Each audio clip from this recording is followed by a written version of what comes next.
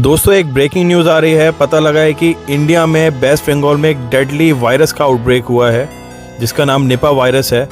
मैं आपको बता दूं कि वेस्ट बंगाल के बारासात में नारायणा स्पेशलिटी हॉस्पिटल में 2 नर्सेज एक निपा वायरस के कॉन्टैक्टेड पर्सन के कॉन्टैक्ट में आ गई और वो दोनों इस टाइम पे आईसीयू में है, जिसमें से एक नर्स कोमा में भी है। मैं आपको बता दूं कि निपा वायरस से अब तक 5 लोग इन्फेक्टेड हो चुके हैं इंडिया में और उसमें से 2 क्रिटिकल हैं और इसके अलावा जो 100 मोर देन 100 पीपल उनके कॉन्टैक्ट्स में आए थे वो सारे क्वारंटीन कर दिए गए हैं। दोस्तों ये पहली बार नहीं है जब निपा वायरस का आउटब्रेक कहीं पे हुआ है। मैं आपको बता दूं कि वर्ल्ड में इससे पहले भी इसका आउटब्रेक हो चुके हैं। फर्स्ट टाइम इसका आउटब्रेक जो हुआ था वो 1998 में मलेशिया के एक छोटे से विलेज निपा में हुआ था, जहाँ पे एक पिग फार्मर इस वायरस से इन्फेक्ट हो गया था और इसी विलेज के नाम पे इसका नाम निपा वायरस रख दिया गया था। दोस्तों मलेशिया के बाद इस वायरस को 2001 में बांग्लादेश में देखा गया, जहां पे करीब 100 लोगों की डेथ हुई इस वायरस की वजह से। इसके बाद ये सन 2001 एंड 2007 में वेस्ट बंगाल में भारत में भी मिला, जहां पे काफ़ी लोगों की मृत्यु हुई इसकी वजह से।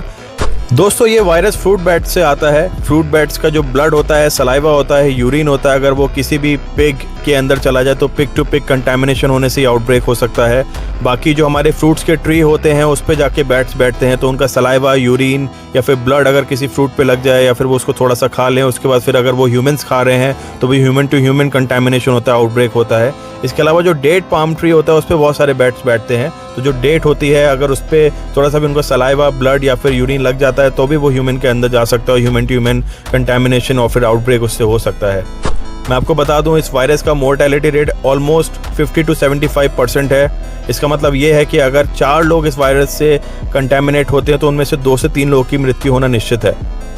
दोस्तों मिनिस्ट्री ऑफ हेल्थ ने इसके लक्षण हमको बताए हैं, जो कि फीवर, कफ, डायरिया, बॉडी फटीक, हेडेक, ये सारी चीज़ें आपको फील हो सकती हैं। तो अगर आपको ऐसा लगे तो आप बिल्कुल भी इसको लाइटली ना लें और एक डॉक्टर को बिल्कुल कंसल्ट करें।